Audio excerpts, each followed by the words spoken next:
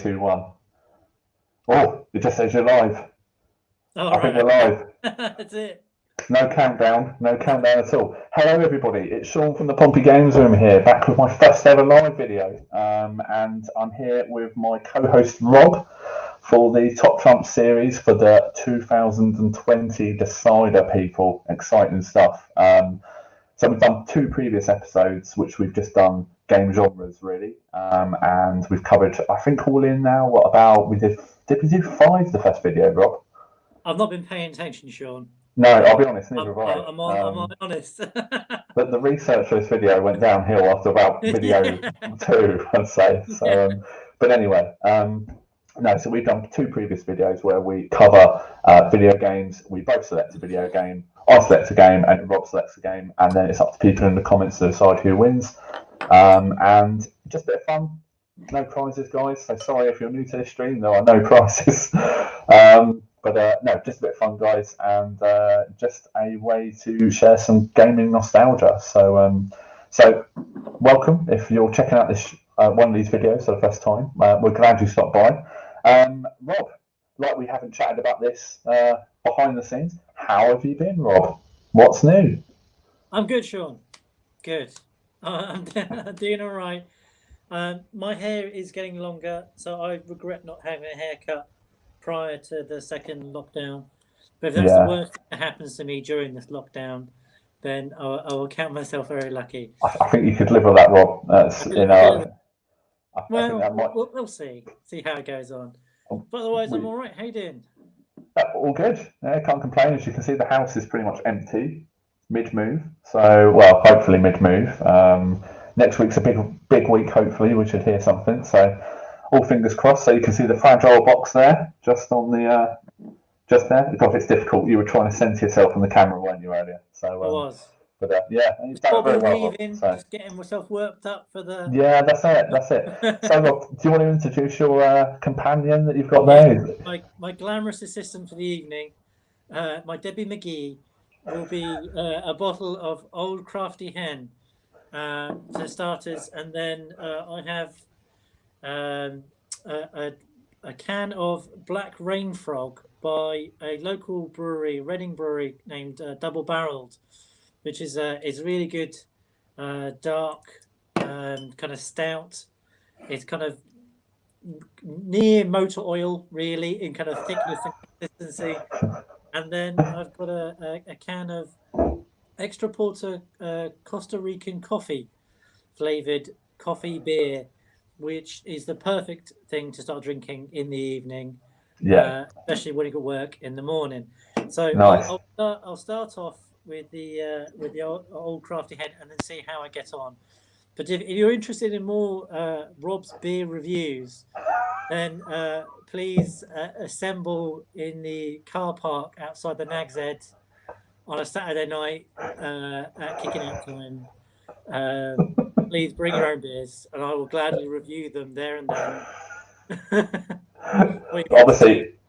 Obviously, for your workday thing, you can only do it up to a certain time, though, can't you? I suppose you've got to get off to work. That's also true. Yeah, that's fair enough, I suppose. So we got some comments straight off the bat. So I realised I thought this has gone horribly wrong straight away. We haven't had any comments, but I wasn't on the comments tab. We're very new to this, guys. So it's Rudy Zuzu. I got your name horribly wrong, Rudy. I also said you were from Southend, so we'll stick with that on the LKG stream that I did a little while ago. He was from Southsea, wasn't he? Southsea, yeah, that was easy to get those two things mixed up, right? Yeah, definitely. A lot of similar words in there, Rob. Yeah, a lot of similar words. So hi everyone, thanks for watching. And I'm aware that obviously LKG has got a live stream coming up tonight with Retro Chef. So we're probably going to lose some streamers on that. But anyway, no, great. I really enjoyed doing that live stream with you, mate. Really, really good. So thanks a lot for that. I've got Josh there, whose comments usually get quarantined on every one of my videos. So Josh, it's nice to see one of them's made it onto the message stream straight away. And yeah, we're saying there, can't stay too long, but catch up soon. So Gas said, Steve, good to see you, mate. And we got Give84 Gaming, a channel that I found recently. So really great to get some comments straight off the bat, guys. So let's get going, guys. We're going to be cracking on with 3 genres of games during, well, 2 technically. But first, we're going to be opening some Christmas gifts. Rob and I have sorted out a gift for each other. So, Rob, as you're the guest, I think you should go first. And I will say, beautifully wrapped by myself there as well. So, no, we haven't opened by somebody. Yeah. Yeah. You know, the blind don't get a lot of work these days. No, nope, they can have a go at wrapping this. It's good. I was saying that the true unboxing experience would be to have a small, extremely sharp knife that can cut these things up there preferably with Pompey Games rules. On a bit of branding. Yeah, that's fine. So, let me say, I've reached out to Sean. He sent me this. I don't know what's inside. I have no idea. It could be anything. It could be lethal. Could be lethal. Do you remember, Rob? Whilst you're doing it, you keep doing it. Don't cut your hands, obviously. I don't want video evidence for a lawsuit. I see this as being like one of those cool posters that you can do, a bit like The Rock when you gave Farouk a picture of himself doing that. You remember in the ring on Nation of Domination? It could be something like that with me holding a Mega Drive controller or something. Let's just see. Okay. So I can open this up without seriously injuring myself. Yeah, it's stuff here, guys. I love it when you get people watching a live unboxing video and people are just watching someone open a box. That's pretty much every single pickup video. But anyway, so you might be able to see it. So I know what this is. I'll let Rob explain the story about this. I reckon I know what this is. It's the best board game ever made. It's what it is. It is Atmosphere, the board game. Classic game. It is the best board game ever made. For those who are not familiar, well, firstly, you should be ashamed of yourself for not being familiar with Atmosphere board game. It was a board game / VHS tape where you would put it on the video and you would play the game, which featured on things like your scariest nightmare and other ghoulish components.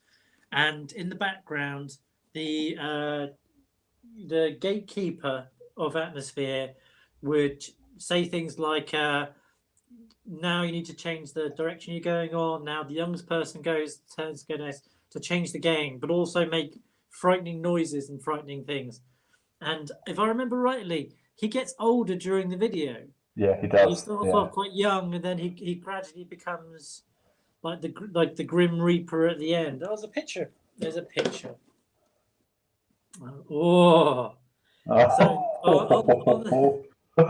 There's a comment here for you, Rob. There's a comment here for you. Rob says he doesn't have a VHS player. You're right, Rudy. I don't. But and Rudy, if you're willing for Rob to come meet you in Southend, I'm sure that you guys could make some sort of an exchange. So that's good. And for Halloween, turn the lights off, put a couple of candles on, getting a girl next to you. Oh, you're scared. Let me give you a hug to console you. The worst thing is, Rob, I meant to sleep over with you playing that game. That's quite disturbing. That was the premise. Yeah, we said we would discuss that again, Sean. Yeah, especially not on live on TV. It's like the Gavin and Stacey fishing trip. So. It's also worth noting that Atmosphere, it's not just one game. Oh no. Atmosphere 2 over here, and if I remember, Atmosphere 3 as well. And you would just get the VHS tape for 2 and 3 because they are on YouTube. They are on YouTube actually. It's really weird because I saw it on YouTube and I thought that'd be a perfect gift for you. So, so we've got some more comments here. We've got Dylan, Hypertrigger X. Nice to see you, mate. I think I've already put your comment up, but if not, I'm sorry about that. Rudy again with his. He's probably got a VHS player for a very, very reasonable price that he'll offer you later on. So $5,000. Where's that reasonable? Oh yeah, he used to come out with some. He used to come out with some funny sayings. I seem to recall halfway through. So we've got some more comments here. So You just Yeah. maggot. I remember there was one bit when he says, I'm now talking to the youngest one of you. Come closer to the screen, child. Closer. Closer. Too close, Timothy. Make your heart jump and that kind of thing. Retro Chef, there he is. I'll enjoy catching up with that stream. I think you guys start at 9, so yeah, I can't watch it actually, but I look forward to catching up on that stream. Channel's been around for years actually. I want to say is it Lee Retro Chef? Man, I'm so sorry if I've got that wrong. It's been so long since I've actually sort of picked up on some of the videos, but yeah, I'll definitely watch out for that. So Monopoly, that's as far as I go. Love it. So, Trivial Pursuit. I've never gotten into Trivial Pursuit. Never gotten into it. But there is a junior edition, so might be up more up my street. So we'll see about that. So anyway, so yeah. So like I said, Rob, I saw those videos on YouTube, the DVDs, and I thought, man, I've got to get that. I didn't know if you already had it. So, but there's like 3 or 4 different box sets. So I thought, well, that's the one I seem to recall you having. So, but anyway, I'll open up my one. So thank you. Lee, thanks for stopping by, mate. We've got like 4 minutes, so I'm looking forward to checking out that live stream with sorry, I'm trying to get this out. LKG. Really enjoyed being on that stream, which I've already said. So constant problem. Something's fallen out. So so first off, which is quite handy. So got Streets of Rage 1 coaster. Very nice, Rob. Very nice. That'll come in handy for the home office when we finally move. So solid choice. The drink has got a coaster, guys. Right. Anyway, so now to get into this. No scissors here, so no harm. Oh, of course. And he's only got the mug to complete the set. Very nice, Rob. Very nice. Very nice. That's perfect. Look at that. Of course, there's the Pompey Games Room branding now. Very nice. Very cool. They do so many of these cool things now anyway. But man, awesome. I always think the Streets of Rage cover is possibly one of the greatest cover arts for a game. I mean, look at all the stuff that's going on in the background in that. You know, it's absolutely crazy. But thank you very much, mate. Really, you know that I love that game. Absolutely love it. Anyway, Merry Christmas to everyone who's watching this, by the way, because this will possibly be the last video that I actually make this 2020, because as you can see, my house is pretty empty because I'm due to be moving soon, so I'm not too sure if I'm going to be able to put anything up before Christmas, so I just want to say Happy Christmas now. But anyway, we're going to move on. Like we said, you're here to get some suggestions for games. So like we said, guys, put your comments down below for the genres that we're just about to go for. I think we're going to start off, Rob and I said we're going to start off with shooters. So a game in the shooters genre. I'm N64, and obviously Rob is going to be PS1. So the idea is we're both going to suggest a game from our consoles, and then basically you guys can suggest who you think wins. I won the last Top Trumps episode, but Rob won the first episode of Top Trumps, so it's 1-1 at the moment. So it's a real decider, this one. So we're going to see what happens here. But I just want to mention, Sean, that I've actually filed a number of lawsuits about that victory, that your so-called victory. And the jury's still well and truly out on that. There's a number of recounts have been mentioned, class action lawsuits have been filed. I'm just saying we'll work on the basis that you have won, but I'm not admitting that you have won yet.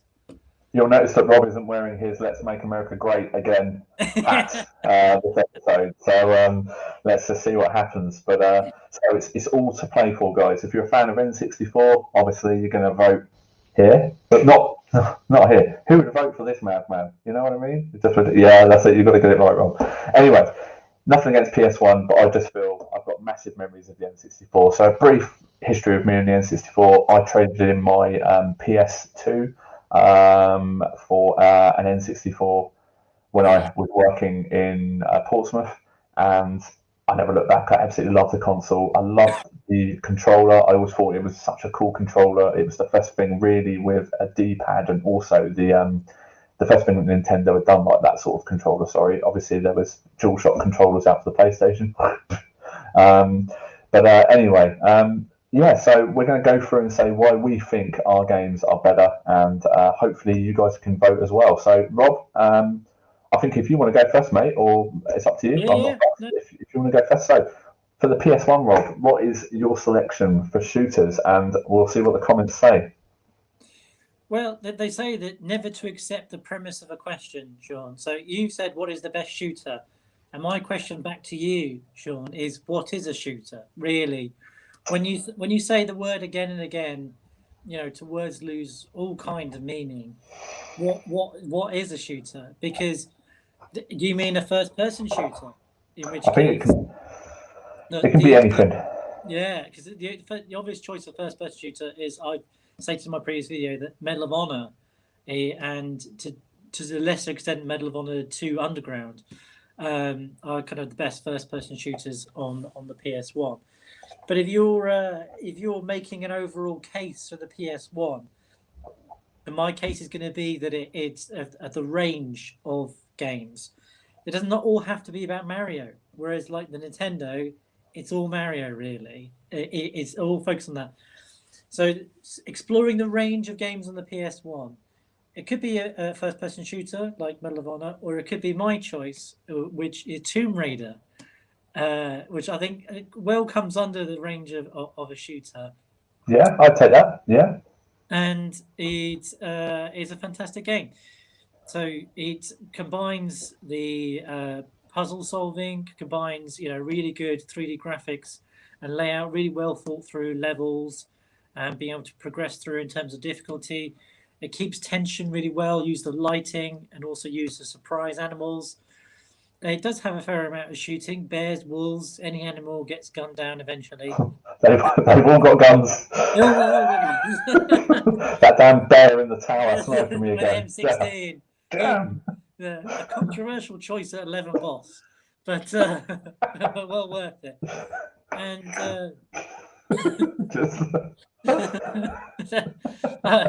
there's a more frightening for Nightmare Still Today. Yeah. But atmosphere and there's the guns. Unbelievable. Heavily armed wildlife. My two greatest fears. Tomb Raider spawned a whole kind of series. Obviously, not only of the Tomb Raider series, but there's so many kind of copycats. Oh yeah, whatever. We'll just leave that up there. I'm surprised you can type on the keyboard, to be honest.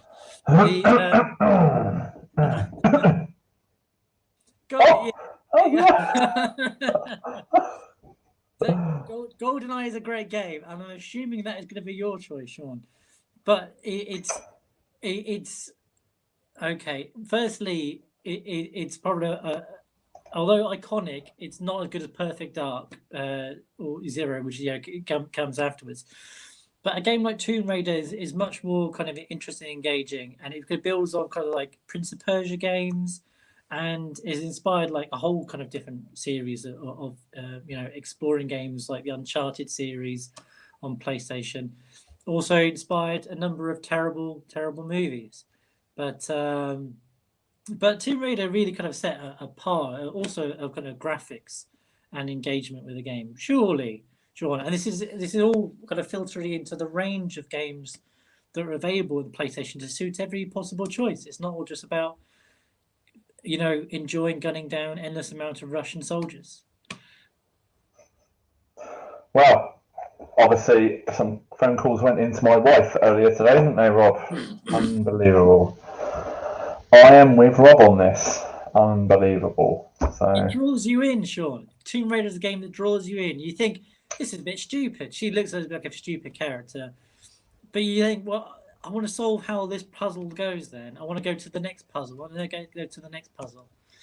Yeah, you could also argue she's a bit of a feminist icon, drawn in loads of female game players into computer games.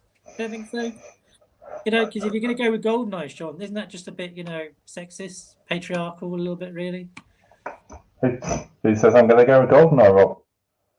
Well, all right, let's go for your choice. Let's see what you're bringing, Sean. Let's see what you bring to the table. Wow. So, well, it's what, guys. So when you when you talk about shooters, fun enough, I did say this to Rob when I sent the text across about this, about the platformers, which is the next one, because obviously everything went 3D. Now, I will say that it's Tomb Raider is a really good shout, and it's not one that I would have thought of because there's a bit of everything involved in that. And my wife Sam absolutely loves, who was the previous comment, who I'll put it up again, who said she's with Rob on this. She absolutely loves it, and I've got to admit, it's a game series I do want to get into. But I've got to go obviously with, it's an N64 game, and yeah, there is a really, really obvious choice. But for every obvious choice, there is about 15 to 20 other games that are very, very like worthy, and they're games that either use the sort of mechanics of the game after, or try to jump in on it before. I mean, there's games like Torek, there's games like Perfect Dark used the game engine. There's even, I think, is it Tomorrow Never Dies? What's the other one for the N64? Someone will remind me in the comments. I think it's Tomorrow Never Dies is the other one on the N64, which is a decent game. But also games like Doom. Doom is really good on the N64. And I'm going to hold up a game that I nearly went for, and that is Mission Impossible. Now, this is a really good game, but people hate this game. But if you really give it the time of day, it's such a good game. There's so much to do, and I believe this was a release title for the N64. 95. So I mean, yeah, it's an absolute brilliant game, and I didn't want to sort of just. I really enjoyed playing it on the PlayStation. Yeah, it was. Yeah, exactly. It was a game that was everywhere. But that's the thing, and a bit like, I mean, like you could play the first Tomb Raider. Tomb Raider first came out on the Sega Saturn, and that was where it first came out. And like, you know, I absolutely love the N64 was brilliant for me because the controller just works so well with those sort of games. And someone's mentioned Torek here. Actually, Torek is a game one of my best friends at school loved Torek, and one of those games I wanted to hate because I thought it was a real rip-off of Jurassic Park. Yeah. But I played it, and it's absolutely insane. It's so good. So we've got Flashback TNT here, who is a massive N64 fan. So great to see. Sorry, I'll just say hi to a few new guys. So obviously, Little Miss Ugly, which is my wife, with one of the most unique usernames ever. Flashback TNT, massive N64 collector. LFC Gamer and Vlogs. Oh, what are they going to choose? Yeah, I wonder, eh? Anyway, Doom 64 as well. Hyper Trigger X, Dylan said that. 007, The World Is Not Enough. That's the one. The World Is Not Enough. Thank you very much, Rudy. Yeah, a brilliant game in itself. But I think Tomorrow Never Dies was on the PlayStation, so I think I had it that was. as well. Yeah. It was all right. Yeah. But obviously, I mean, I've gone for this. So, man, it's you can play things safe, but you can't ignore a classic game title. Now, this I will go through. This is one of my first ever reviews on my channel, and I played this. I had 6.5 hours of footage to go through to get my gameplay because I actually went through and man, it wasn't when you had an N64 back in the 90s or sort of the late sort of 2000s and things. It's one thing I would say. It wasn't had you played GoldenEye. It was how many times have you completed it because it was so good. Yeah. There was so many different ways that you could play this game because there was different agent ratings. So it was like 00. There was the standard, which all of the ratings were done in, say, like a classified file. So if you sort of did the 00 agent, I can't remember what I think it might have been 00 agent was the really, really difficult one. But man, that was like, there were so many enemies, and the multiplayer. Agent 00 agent. That's it. I mean, Rob, perfect example. When you came back from your travels, we played this and we played multiplayer. The multiplayer just never gets old on this game. Never gets old, and it's so good because you've never had so much fun in a game where on the facility level, if you're quick, you can plant those proximity mines for someone when they jump out the air vent, when they jump into urinals. And there's nothing more funny than seeing someone go flying from a toilet. So I played this so many hours with my brother, Glenn, but also Ed when he came of age. I mean, this is just an absolute classic game. Um, it's a must for the system, like I said. You can pick this up so cheap, and it's one of those games that, yes, the graphics look awful. I mean, just, my camera's not picking up the best in sort of focusing. They're very blocky characters and stuff, but so is the original Tomb Raider. But the gameplay on this is just insane, and the world is not enough. I mean, the world is not enough. It is a game that I really want to try and get hold of, but. So I very nearly went for this because I've always thought this is a game that is overlooked. But I had to. You can't not pick this. It would just be criminal. So I've gone for GoldenEye on the N64 as my shooter, and also on N64 there were some amazing cheats you could do. There was the big head versions when you can run around, and it was. And what was the other one? You could do speed as well, so one person could run really quick if you weren't very good, and then there was always, you could level stuff up, so someone would have less ammo, someone would have more ammo, so health you could have. It was just brilliant, and the gadgets. There was an unlock where you could get all the original actors who played James Bond. That's it. Yeah. Sean Connery and Roger Moore. I never got that up. I never ever got that far. I was okay at GoldenEye, but it was more about I completed it 5 or 6 times, but I would say I definitely lived for the multiplayer on that game. It's still funny now. You can throw that on if you're playing with friends, and not that I often play on the N64 nowadays, but you can just go back to that game and just throw it on and just while away the hours on it. I absolutely love it, and replay value, brilliant. Great film as well. It is a great film. It is a great game. I can't sit here and argue against GoldenEye, really, because it would seem disingenuous. I had a colleague who said that, I was playing GoldenEye last night. Oh, yeah. And he said, with a towel. I said, with a what? And he said, it's like split screen in GoldenEye. And I was like, yeah. And he said, well, you can look at the other person's screen to figure out where they are. So I've attached a towel down the split. And there's one side of the towel, and there's the other. So we can't see where the other one is. I said, oh man, that is dedication, really, to the art of multiplayer on GoldenEye. That's when you know you've played too much GoldenEye. So there's Sam from our PlayStation videos, Rob's brother. Yeah.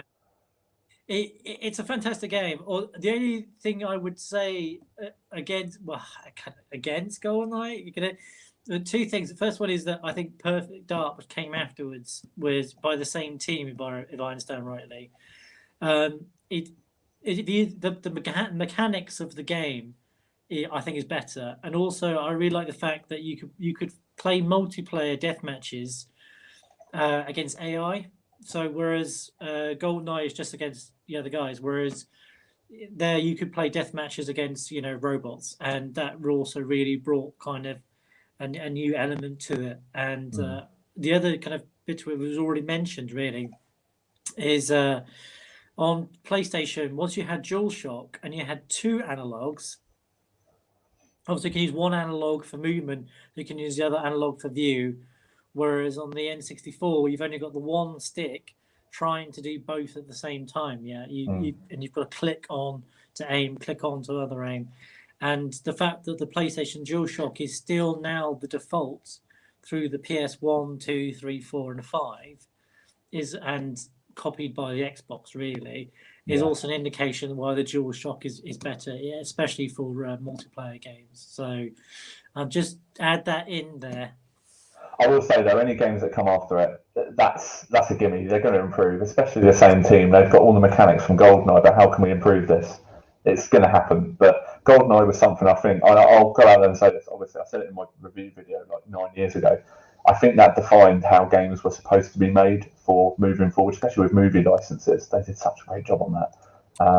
Well, a perfect example, this one never took off. I mean, Mission Impossible, might have been because it was a pack. It never took off. It was a huge movie. It grossed probably more than the James Bond game, but this just got it totally right. And yeah, all day long for me, it's got to be GoldenEye for sure.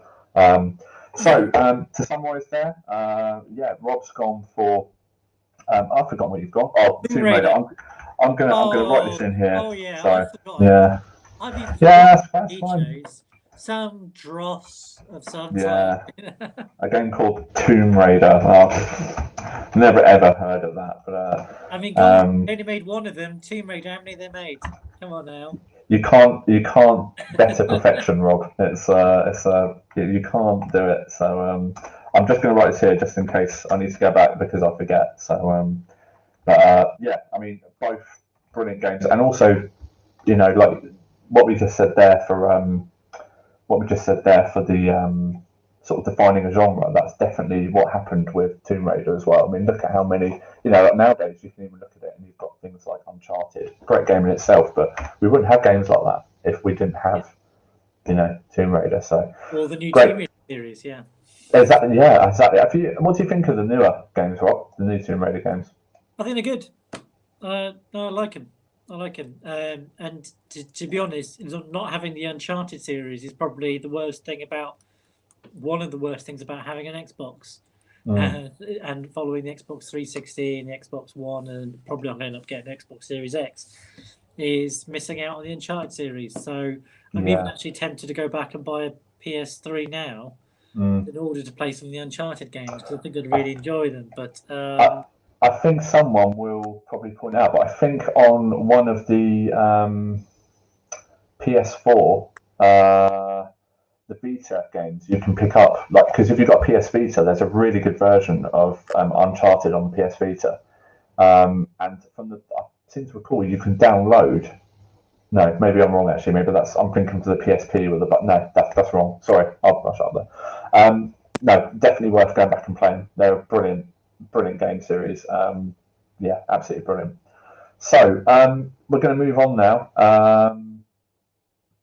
I'm just trying to read through some comments here, but thanks for the comments, guys. We've had some really good selections here. I mean, like Perfect Dark keeps coming up, brilliant game in itself. Brilliant game.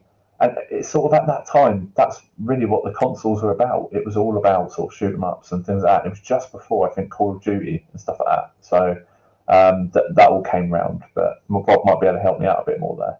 Well, I mean, the thing with the Call of Duty is a lot of the team who originally were involved in the Medal of Honor series on the PlayStation then started moving over to work on Call of Duty, and on the PCs, and a controversial comment that if you say GoldenEye is the best first person shooter on a console, then PC gamers would say, "What are you talking about? The best first-person shooter is always have to be on a PC because it uses a mouse." Yeah. And I thought that was a bit snobbish until I started playing on PCs and realizing how good those guys are. Have you ever tried? It's funny because you said in one of our last videos actually about one of your selections you made there, the Vietnam game. You said that was amazing. Yeah. Well, if you play on a console against someone playing on a PC in a deathmatch online. For first-person shooter, they're going to shoot you about 5 miles away at this spot you at the corner of your eye for about half a second. They're just going to nail you because they're just so fast. That 10-year-old Korean kid, is going to blow you away. Did ever play the GoldenEye remake on the Wii? I played it on the Xbox One. Was it? I think they also released it. I can't remember. It was the Xbox 360. It came out a few years later. One. It's really weird actually because Sam, I've just picked up that for the Wii. It's in the pickup video, which is coming up probably next year now with moving and stuff. But yeah, I have just picked it up. I am going to play it. It came with a golden controller from memory, didn't it, or something on the Wii? So real gimmick, but you remember. I enjoyed it. I thought it was good. It's not the same story. It's not like a shot for shot. It's a completely different story. Yeah. It's all right. The multiplayer is all right. You can play against AI, but it's no GoldenEye. So, guys, just the comments we're getting here are really good. Are there any obscure games that you think people should check out on either the PlayStation or N64 games? Like I said, I've shown this about 5 times now. Mission Impossible, I think this is a really good game. So check this out if you overlook it. It's really cheap to buy. Pretty good game. Any sort of obscure games that say like don't get a mention, let us know what you think, and we'll go from there. So Cooper's World just joined us. So let's see how you doing, mate. Good to see you. I know that Doom was on the PS1. Did Quake come out on the PS1 as well? I think Quake. did. It was massive on the PC, Quake, wasn't it? Yeah, game. Yeah, it was. Yeah, that was a pretty. That was. I mean, like I said at the time, the Quake series was huge as well, Yeah, and it's Doom awesome. and Quake were sort of. It was a brilliant time for games like that. So, yeah, totally agree. So the next one is we're going on to platformers. Again, this is what I text Rob about, and I said, look, 3D platformers because every game had to be 3D around this time when this was when this was sort of the way of the world. But yeah, so maybe I should go first time this Yeah, time, Rob. Yeah, I'll go first this time. I'll try and keep up some comments here. So everyone is saying about the multiplayer on GoldenEye. yeah. GoldenEye said time splitters. Yeah, that's a I really, love time really splitters. great Yeah, game. absolutely addictive game. So, yeah, that's saying about GoldenEye was that's I never yeah, played on great the Wii. suggestions. Oh, the new one. Yeah, Yeah, that's the one we were just talking. Yeah, yeah, I mean that's Steve. How you doing, mate? yeah. But the Wii's only got one analog controller, whereas if you play it on like the 360 or something, or the PS, then you got two analog controllers. Yeah. Do you remember Life Force Tenka on PS1? No, You I ever don't. heard of that? I will say, Gib 84 Gaming. I'm sorry, so sorry, Gib. I totally. I've even missed your names in your videos. You know I comment on your videos a lot, so that's rather embarrassing. Moved on to the. You're moving on to that. Nice, Moving Rob. on to the coffee-based porter. Well, it's 9 o'clock. It's the right time to start drinking coffee. I find, I will say especially. for any Alan Partridge fans out there, that reminds me of the episode when he's just finishing his radio show and he goes, "Do you like chocolate?" And the other person, Dave Clifton, on the other side of the screen goes, "Yeah, I love it." He goes, "I've just got to say this, Dave, that chocolate oranges are available from Rawlinson's." Just has to have that shameful plug put in there. So anyway, Are you that was. suggesting that I'm being somehow sponsored by these guys, the good people of Buxton? We can see your picture with the managing director behind you, Rob, on your right shoulder. He's a very nice guy. I won't Very have nice. a bad word against Frank. But anyway, I was just saying about Gib84 Gaming. He covers some absolutely brilliant games, and he knows. I'm really ashamed I've forgotten his name, but this is the thing with just watching all the comments roll through. But it's he's covered some absolutely brilliant games, and I've got to admit I've actually purchased one or two. He does some really good gameplays. So anyone that enjoys the gameplays, make sure you go and check out Gib84's channel. Really great channel. Only been around a little while, and this has actually been one of the positives from the lockdown. because a lot of people have started making YouTube channels. This guy, Josh, I've been on at him 5 or 6 times, has got to start putting some gaming videos up. So, Josh, there's 2 people now, both Rob and I, saying you've got to start putting some videos up. So, yeah, so we've got some good, we got a good selection of comments here. So, anyway, like I said, without further ado, guys, we're going to move on to the platformers. Now, again, with the N64, it was released with possibly one of the biggest sort of platformer games. It was how they released the system with Miyamoto doing the. It's just all about Mario. Again, it might not be Mario, so no. So I mean, honourable mentions. I'm just about to pick up GoldenEye again. Honourable mentions. This game right here. This isn't my selection, by the way. Brilliant game. They sort of released the system and sort of announced it onto the gaming sort of spectrum. Really, you want to say that? I mean, it's such a great game. Uses a lot of mechanics and things that I'm going to say on my actual selection, which is a game that I picked up off of a former YouTuber, a guy who I went to one of the retro replay events with about 5 years ago. I did a trade with him for this game, and I absolutely love this game, but I'm just going to show it. It's a game that's sometimes a bit overlooked in the, a bit like I went very safe on my last selection, and I could have gone very safe again. I could have gone very, very safe and selected Mario 64, which is a great game in itself, and a game that I got with my console when I bought it. And I could have played it non-safe on the last one. We're recommending this, but I went for GoldenEye. And my selection for platformers is Donkey Kong 64. This is a brilliant game. I absolutely love this game. Now, I will give you a bit of a history about this. I bought this game in HMV in Portsmouth Commercial Road. Yeah. At the time, this was demoed everywhere. You couldn't move between any gaming store, electronic boutique, game station, HMV, Woolworths even, without seeing this game. It was so good, and it even came with the RAM pack, the expansion packs. You couldn't actually play it without it. I love this game so much. When it came out, it was like, it's like we were saying, games that came after GoldenEye improved. So this was great, but I always thought the camera on this was really. It's like anything, you always improve on stuff. I just feel that this was a little bit more polished. The level designs were really varied. You never felt that you were playing the same sort of mapped level. Like on Mario 64. This is not a knock. I've got it in my collection. I always say that I don't just buy games for the sake of it. I buy games that I want to have in my collection that I think are really good. I put it this way: if I didn't think that was good, I wouldn't have it. So Mario 64, classic game. But I'll tell you why. This game was.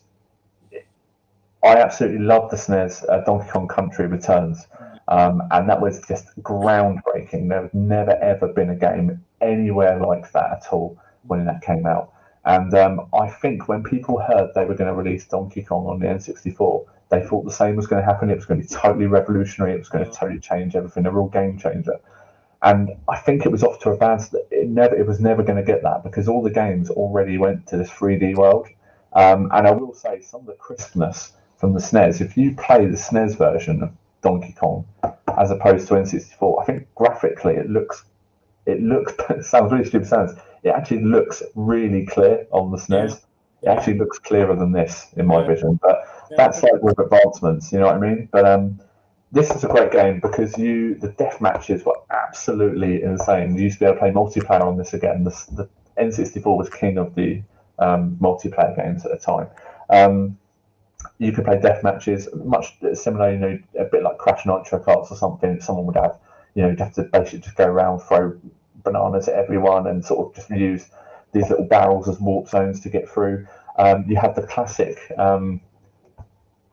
mine trucks that you could ride in and things like that, and it was just such an amazing game. I absolutely loved this game so much. Also, when it came out, it was so expensive because it came out with that expansion pack. I don't think you could buy it with any other different box set. It was always this. But it was like, I think it was voted the best platformer game for, I think, the first year when it came out, definitely. And my wife's doing the dance of the cat, trying to stop her jumping on the laptop. Sam, do you want to say hi? She's just walking through. So anyway, she says hi. Getting back to this. I mean, it's this game for me. Like I said, the multiplayer was great on it. The level design was really good, but it was also a really, really long game.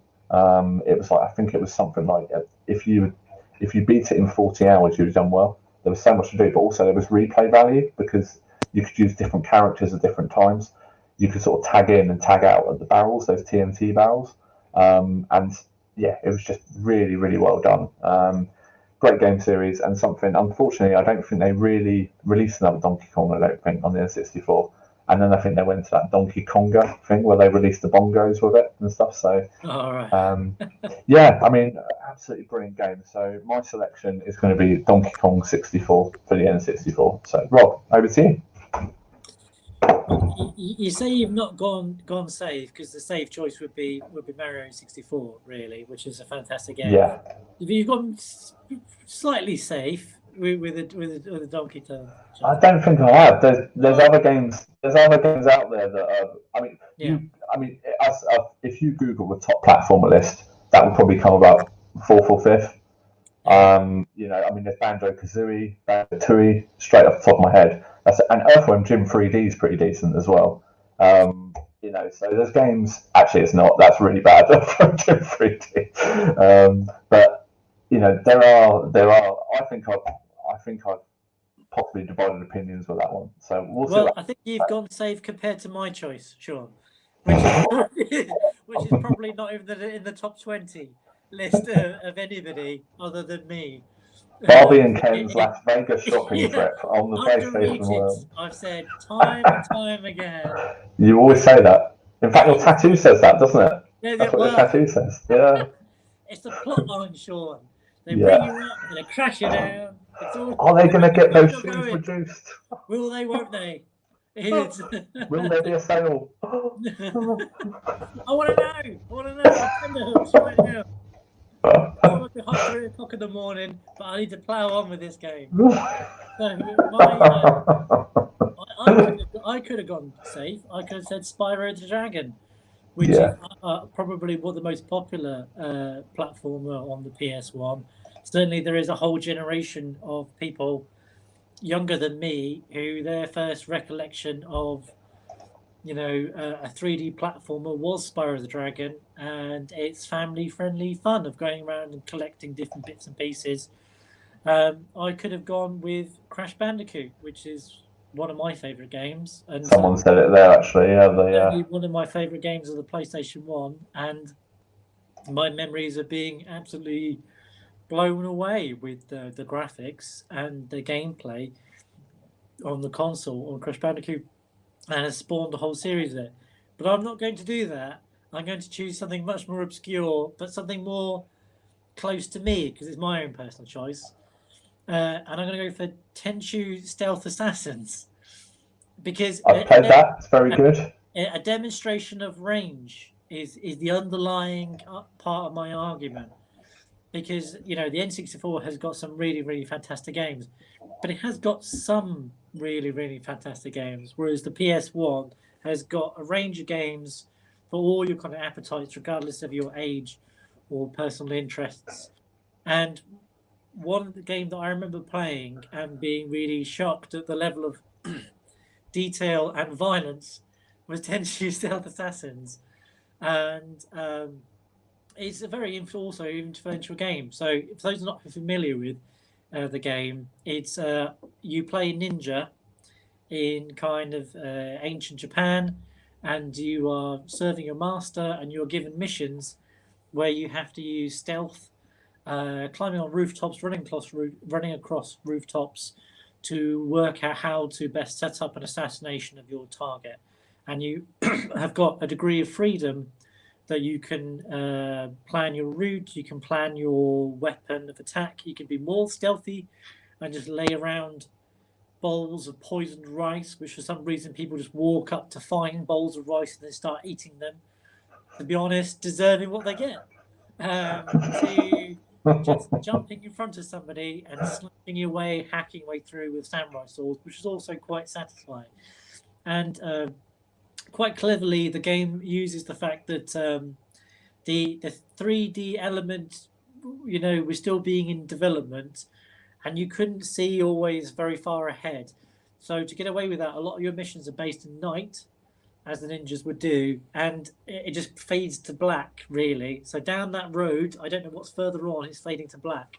And it's not because the CPU is struggling to process the end of that road, it's just because it's dark. And only the things that are illuminated close to you are kind of in vision. It's a great game because it has really interesting storylines, and it gives you background to the mission and why you're taking out targets, and also gives you the freedom to choose how and when you do it. And for me, who later went on to really enjoy the Hitman series, and for a lot of people who went on for like Splinter Cell, and to some extent, things like Metal Gear Solid, where there's a lot of stealth involved.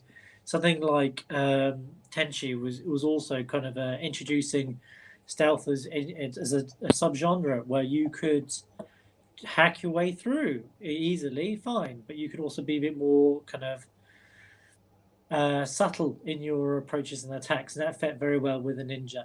So it's not just running around collecting bananas, Sean.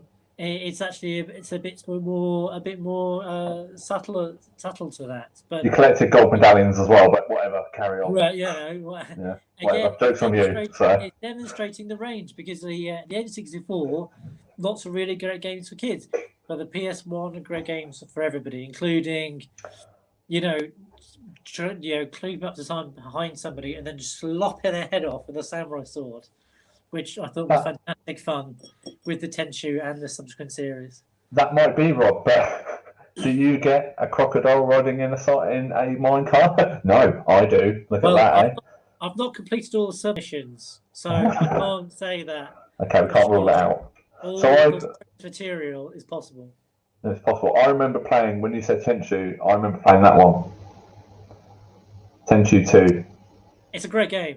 That's the one I remember. I just saw the box art and for the first one, and so you're talking about that one, aren't you? Yeah, that's it. I remember that box art.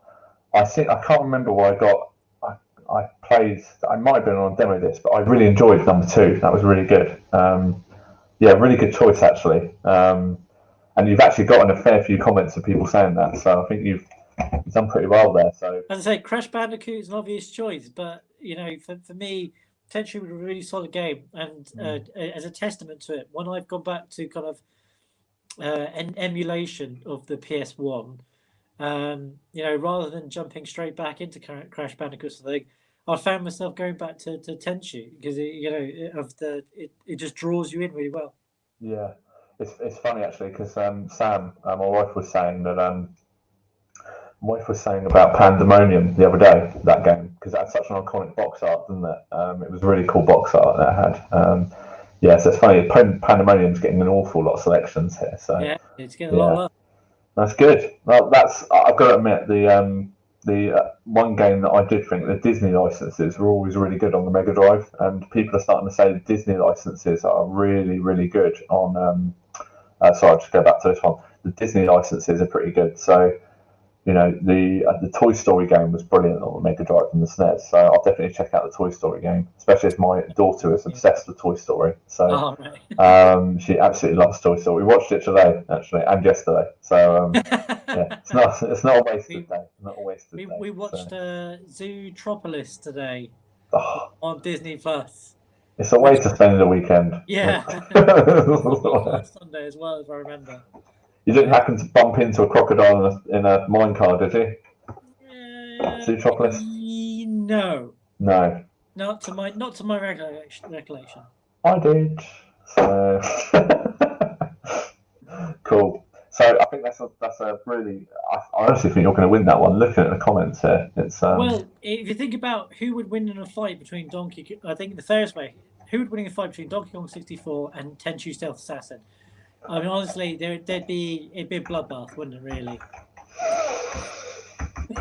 we don't want to find that out, do we? No, that would be awful. That's a scene for Robot Chicken to film. Oh God, yeah. like it. Takes on Ninja. So Rob's gone for Tenchu Stealth. It's Tenchu Stealth Assassin or Tenchu? Yeah, that's the first one, Stealth Assassin. Nice. Tenchu. Right. Oh no, I've written that all in caps. Anyway, so I'll put that up in a minute. That's fine. I'm going to have to rewrite that. So the last one that we wanted to go through was a Wildcard. Now, Wildcard can be anything, can be any game across any genre on the PlayStation or N64. So I mean, there's so many games you could select. Literally, I mean, the PlayStation has just got so many games. I'm really intrigued to see what you pick, because obviously you would have picked a shooter already, and you picked a platformer. So unless you're going to pick another game in that genre, then it's interesting, because there's so many decent games on the.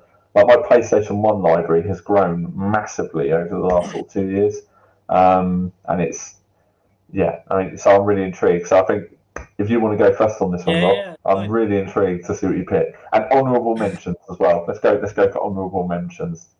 Games that didn't make it.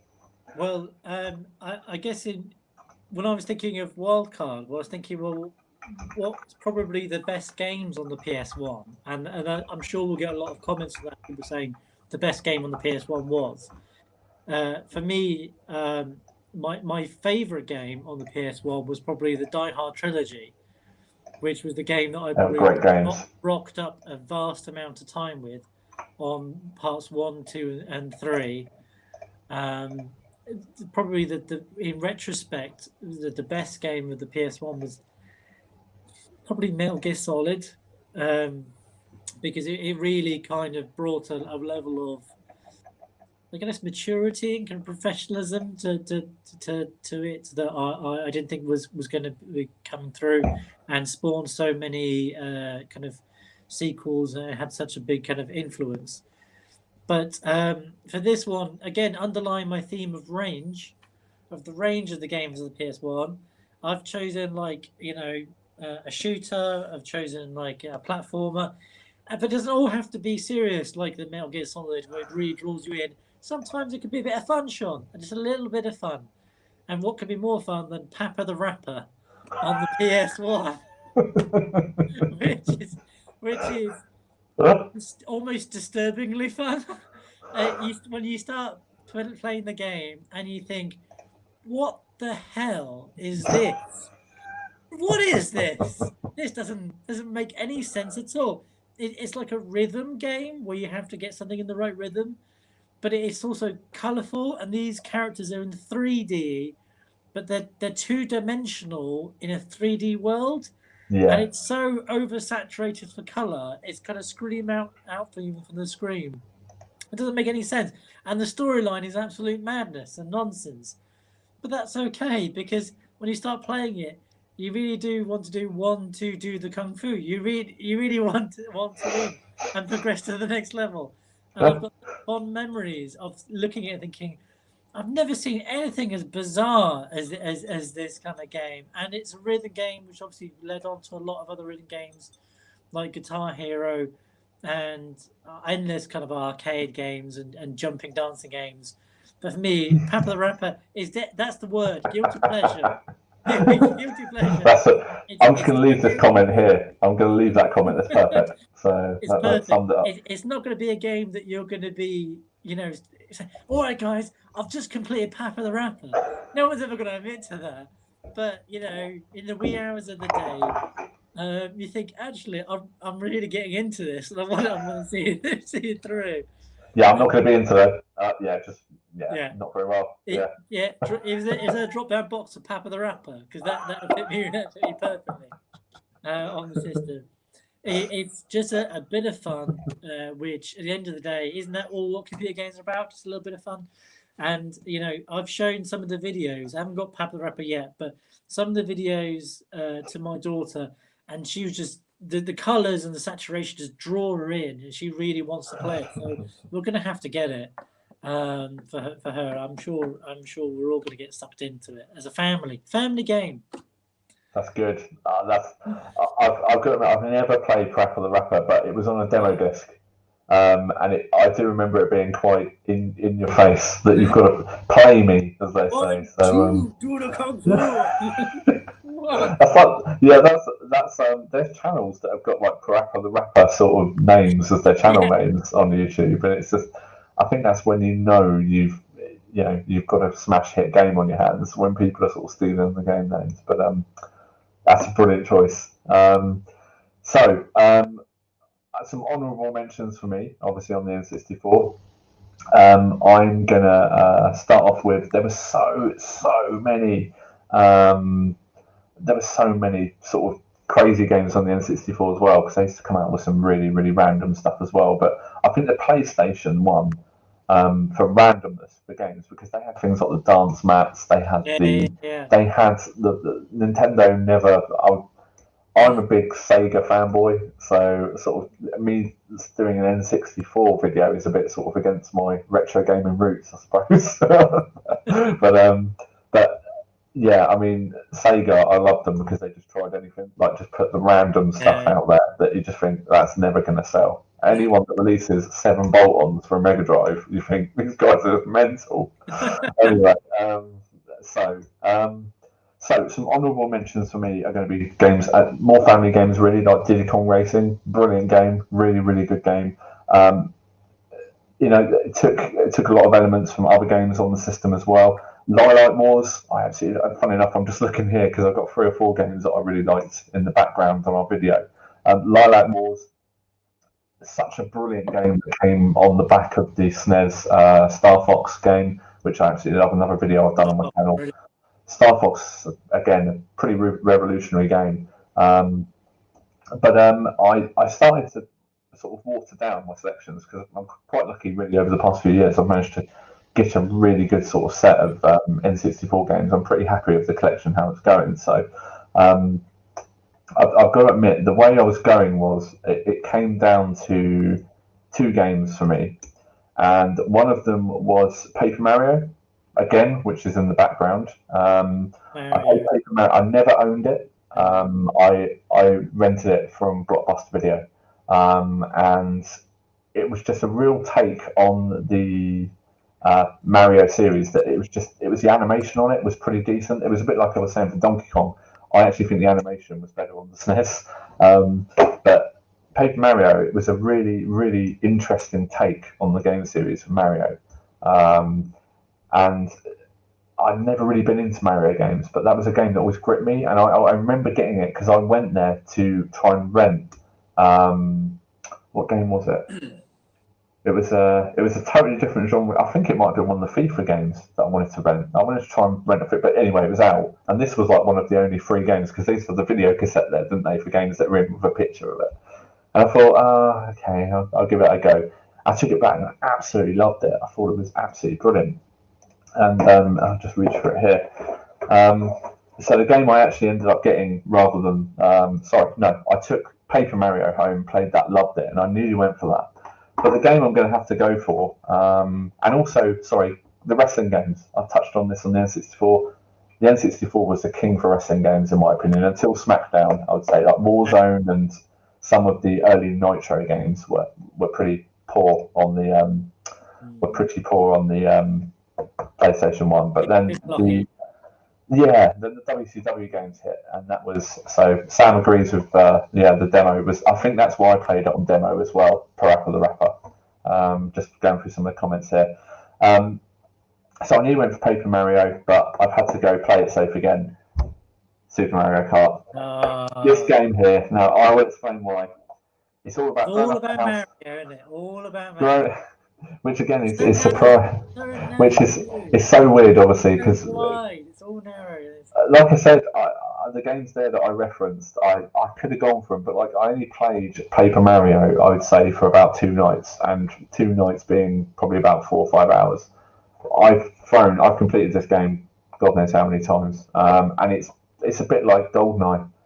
It's a game that when you've got friends around, no matter how you can just play this and play it and play it and play it, and no race is the same, and you've never known sort of such abuse, ever seen frustration when you are just about to cross the finish line and that dreaded blue shell approaches and absolutely obliterates your race and usually everyone around you. So I've actually played in races before where the front 4 have all been in like within a car width of each other, and then you drop back because you see the blue shell and you then win because you're 4th and everyone else is up in the air. So no, but it's got to be for me Mario Kart 64, and I'll tell you why, because I was pretty obviously being a Mega Drive boy, really I didn't really own a SNES. Mario Kart I loved on the SNES, but it was never played an awful lot by me. This was the first real experience I had of Mario Kart, basically because I owned the console. And I would have to say Mario Kart just ticked every box for me, because I played a game, I used to really enjoy Rock and Roll Racing on the Mega Drive. That was really good. And then I played Virtual Racing on the Mega Drive, and a game called Street Racer. You might remember, I think you had Street Racer on the PlayStation for a little while. Street Racer. Yeah, I think that's Ridge Racer. But, oh no! Street Racer. We can't edit this either, Rob. We can't edit. Ridge Racer. You hear it every time you walk past an arcade, even today sometimes. If it hadn't updated its machines in 30 years. Yeah. Well, I've undermined myself. I actually said Fridge Racer, so that's yeah. we're rocking the Becco today, so that's all good. So no, but what I loved about this game was just it's like any racer. I came from playing Street Racer, and Street Racer was sort of digitized graphics on a track that rotated in the background, and that was as close to 3D as you really got, apart from Virtual Racing, which was just polygons everywhere. But this was totally different. It was just it's a kid friendly game. Like, I could let my daughter play this in a year or so, and she'd probably get immense enjoyment from it. But I mean, again, also it's those games. It's all about the multiplayer experience. We both grew up in houses full of brothers, so it was all about winning and being the best and stuff like that. So you know, multiplayer games, you just couldn't beat the N64 in my opinion, and I think that shows in my selections. But Paper Mario for me, I will admit, I don't own Paper Mario as well. I think if it's quite an expensive game, I think if I owned it, I probably would have been swayed. But the fact I own this and I don't own Paper Mario, I felt a bit like, oh, I can't really hold a box up for everything else and then not hold a box up. Yeah, but anyway, so we've got Give 84 Gaming said Crash Team Racing. Well, we spoke about that in one of our previous. Yeah, I will say, as I reiterated in my previous video, that having the PlayStation, I brought Crash Team Racing, thinking this is kind of a bit of a rip-off of Mario Kart, which it is, if we're honest with ourselves, it is. But playing it, and then I was thinking, yeah, okay, this is going to be copying the same kind of format, copying the same kind of thing. And then the more I played it, the more I realised, actually, the physics of this are actually pretty a bit better than Mario Kart, and actually the movement is probably a little bit better. Yeah, and the tracks are probably a bit more interesting as well. And there was just little bits and pieces that made me think, actually, technically as a game, this is probably better than Mario Kart 64. Having said that, deep down, when you look in the mirror, you're only lying to yourself, aren't you, Sean? Really, and we all know it's a rip-off of Mario Kart 64, and it is. And we can pretend it's better. Mechanically, probably it is, but probably it's not Mario Kart. So not Mario Kart, is it? We got Mario Kart Wii is probably one of my favourites, the Mario Kart series. I mean, and now when I play a kart game, even coining kart game with my daughter, we play Sonic and All Stars Racing Transformed, which is on the Xbox 360, but we play it on Xbox One. And that's a really, really fun game because it change from a kart to a plane or to a ship or to a hovercraft or something throughout the race, and that's really fun. And visually spectacular. But in terms of, if you ask me what the weapons were now, I couldn't remember. If you asked me what the weapons were on Mario Kart 64, I'd rattle it off. The blue shells, bananas. Yeah, red shell. You remember? Loved it. You remember? It's so iconic. So I can't. On the Wii, I always remember. I don't know if it was on 64, but yeah, I don't know if it was on Mario Kart 64. But you used to be able to switch. If you were at the back, it would switch you to the front. There was a weapon that you could. I think that might have been on the Wii, but the Wii version I loved. I played to death on that game. We'll have to do a video on that one day. That'll be good fun. The Wii didn't have one that switched you to the front, but they had All Star, which had the bullet. The bullet would take you from the back, but the bullet was on this as well. Towards the front. But yeah, it's a brilliant choice. But again, it's all there, isn't it? I mean, I got memories from being at university when we had like an N64, and it was all GoldenEye and Mario Kart. Because they're fantastic for multiplayer, and they are fantastic for multiplayer. Yeah, I think that shows in my selections actually. But I mean, like I said, I mean, it all depends your gaming history, and that's what YouTube's great for. Everyone has a different gaming history. And I think the multiplayer thing for me, like the wrestling games, I never ever did really the campaign on them. It was always with your brothers, just to try and create the most ridiculous wrestler that you could encourage. I always remember Ed made a wrestler called Bagman, and it was a wrestler in Y fronts with a bag on his head, and that was it. But it was hilarious, and it's it's just, but you could do things like that, and it was all about the multiplayer experience, and also, especially on games like Pro Evolution Soccer, whenever I was at work, I would always come back and Ed's team had gone up in ratings because he had modified all his player ratings. God, I never realised Alan Shearer could do the 100 metres in 6 seconds. Jesus, I mean, God, but I've left this comment up here from Dylan. Wipeout. I absolutely love that game. Have you played Wipeout, Rob? I think I've played it, but I don't think I owned No, it. it's got the really trancey soundtrack to it, but it's such a great game. Yeah, Wipeout deserves an awful lot of credit. I think that's a brilliant game. And also, usually, whenever a Wipeout game comes out, it's a pretty decent release. And there's been, I think, because I always played F-Zero on the SNES when I went around my friend Adam's house. And F-Zero was brilliant. Again, that's on the N64. It's not as good, I don't think, F-Zero X, I think it's called, or something like that. I don't think it's as good, but yeah, Wipeout's an absolutely brilliant game. Definitely one to remember. We've got my wife again saying Crash Team Racing was much better than Mario Kart. There's a K in Mario Kart, so can't accept that comment, Sam. Sorry. It is a better game. I mean, technically, it is. It is. Sam, I will admit, Sam is. One day I will get Sam on Mario Kart because she's brilliant at Crash Team Racing, the death matches. But I say this, I used to be pretty decent on the ones on this. So, but it's getting to that point now in my life where I'd actually be too scared to try it just in case. So, the fear of actually being the beaten fear. twice. Yeah, she probably would beat me as well. Actually, she's very good at stuff like that. So, but anyway, Make an honourable mention for the PS1 that we were talking about games that kind of hold a particular place in your consciousness, and although I didn't have it on the if you play Gex is a game that I mentioned. Gex, because I originally had it on the 3DO. But you can also get it on the PS1. If you have a PS1, you don't have Gex, then I would implore you to get it because it's such a fantastic and addictive game. And the best transfer from a 3DO to a PS1. Yeah, 3DO had some pretty good, because didn't 3DO also have the Street Fighter Alpha series before anyone else? Yeah. Was I right in that? I think it did, didn't it? Yeah. And I think some people say is one of the best.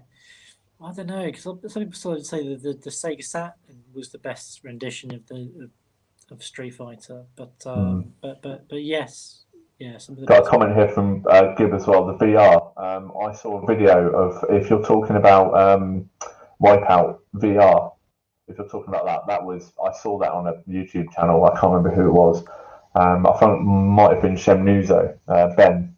And I saw that, and it was, he put the headset on, and it was insane. But you could look around the cockpit and sort of see it was amazing, and the graphics were just insane. So let me know if that's what you mean there, Gib. I'm pretty sure that's what you mean, but it's very, very good.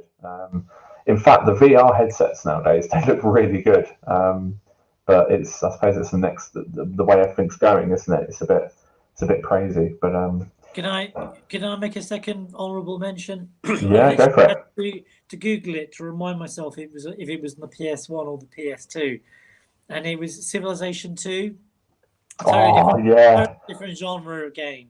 Civilization was great. Turn-based strategy, but the sheer amount of time that you would clock up on a Civilization game was staggering.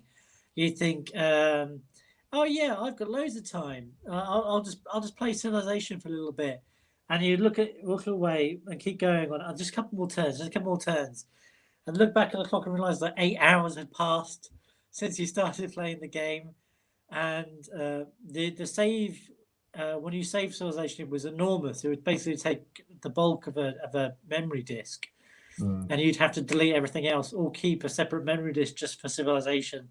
Yeah. And overwrite each time. But what a fantastic game to get drawn into your passions of world domination. You studied politics, didn't you, Rob? I did study politics at university, international heavily politics, influenced by just as a passing remark to that, never play Risk with a bunch of people who study international politics and strategic studies, because you're on for a room for hiding. And when you get to 9 hours and you realise you have to draw, that you realise you made a terrible mistake. But Civilization, what a fantastic game! It's a bit like Football Manager, actually. You can sit Oh on yeah, perfect example. Me, a couple of months ago, I sat there deliberating on whether to spend my £13,000 transfer budget on one aged striker who sat there probably for about a good 2 hours trying to fit him into the side. So yeah, did play a game, and then he got injured first game and was out for the season. You've done that very quick, Rob. Well, this is the second one. This is the coffee porter, and there's actually something. There's dregs at the bottom of my glass, and I'm hoping it's like coffee beans. What's the date on the can? Just out of interest. 19. Oh God, man! It is best before. Oh yeah, I'm all right. That's the day they brewed it. That's the day they brewed it. Not the expiry date. I'm fine. I'm fine. You're fine. It's just coffee beans, but I will not drink the rest of it. Let's just go with that. Let's just go with that. Damn rats in the house. Well, I think I think that probably brings us to the end of our video, to be honest. But I think they're really, really good suggestions. There's a few games here that have just come up in the comments, and you saying Gex. There's a Gex game on the N64, and it's supposed to be pretty good. So, yeah, it's supposed to be. It's not one of the better games, but it's supposed to be fairly good. So I might check that out. But Wipeout, definitely. I've got to get some Wipeout games in my collection. They're just so revolutionary. I was a little bit surprised that neither of us went for Resident Evil. Well, the Resident Evil on the N64 is well, I don't own it again. I thought for your shooter, I thought you were either going to go for Medal of Honor or you were going to go for Resident Evil. I'll be honest. So that's one reason I didn't select it. Because I thought we can't select choices. Yeah, it's it's funny because there's a few games that I thought you would have gone for, but that's the beauty of these videos. So I've got to admit, my gut says that you're going to win this, but I don't know. We'll let the comments decide. But yeah, it's yes. I mean, in wrapping up, Rob, is there anything you want to say on our last video? Well, it probably will be our last video for 2020. No. Okay, that's great, insightful as always. That's always good. So I just skip past that comment really quick there. What was Sam's abusive comment? Oh, it's probably something about looking in the bottom of a pint glass. I'll just leave that on there. So we'll look. Yeah, bring it to the message, Sam. Bring it to the message. Love it. So we've still got the second part of Sam, Rob, and I's PlayStation 1 memories, which is really hypocritical of me trying to be on this video. And it's like, that's rubbish. Just terrible. Don't buy one. Do you think we can edit Sam really badly in that video? Now we've got the material for his video. Do you think we can edit it in a way that, I'm not saying should, get him fired from his job, but or in definitely incriminating. But certainly incriminating. Certainly would spawn a police investigation. Well, I think you could probably make up the rest of his face from this comment to draw pretty detailed CCTV grainy footage. So local vigilante groups. Yeah, exactly. TV wanted lists. This man's wanted for stealing plastic bags from Tesco's. Really vicious but small rumours that you could just start around. Sam's been tearing down advertising hoardings and switching the phone numbers around and things like that. His recycling routine is, if it's not criminal, it should be. Yeah, I agree with that. Well, we'll watch out for the second part. We'll see what happens. But maybe we could pixelate his face. He's never been convicted for child sex offenders, but he's. I've made that really clear from the start. He's not been convicted. Oh, Rob, you've already got one selection here. PS wins for me. PS1.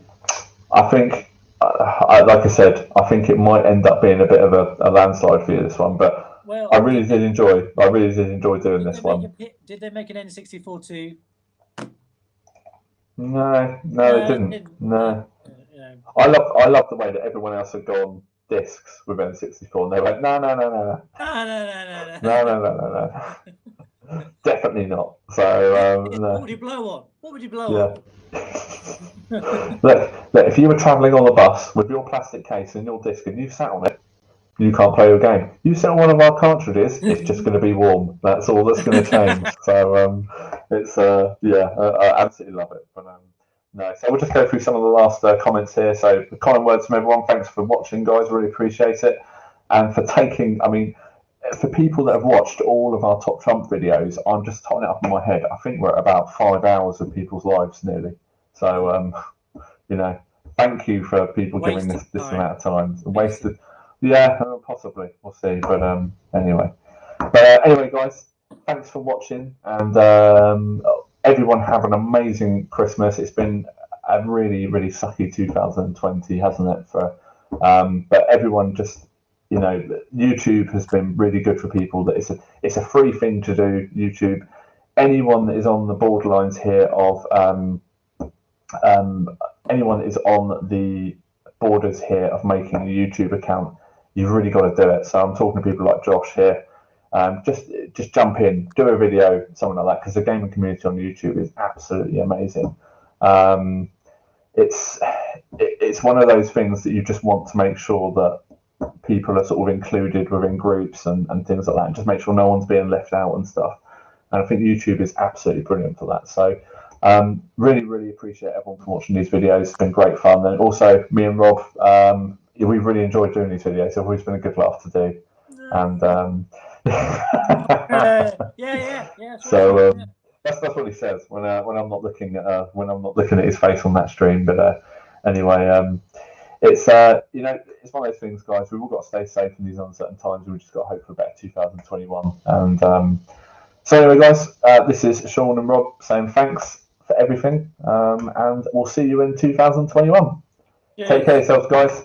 Here's 2021. See you later. Thanks for watching. Bye.